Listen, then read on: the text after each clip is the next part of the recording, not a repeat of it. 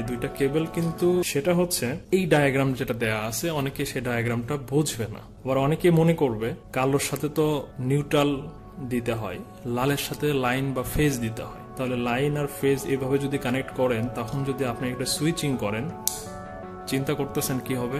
এই যে ফিউজে যদি ঠিকঠাক মতো দেয়া না থাকে তাহলে ফিউজটা পড়বে না, তখন কি হবে? আপনার এটা পড়ে যাবে। ম্যানুফ্যাকচারার কোম্পানিগুলো আসলে এটাও লাল কেবেলই দেওয়া উচিত ছিল, কারণ এখানে সবসময়ই আপনার এখানে একটা ফেজ, এখানে একটা ফেজ, মানে একটা ফেজ দিয়ে ঢুকবে আর একটা ফেজ দিয়ে বের হয়ে ফ্যানের সাথে লাগবে।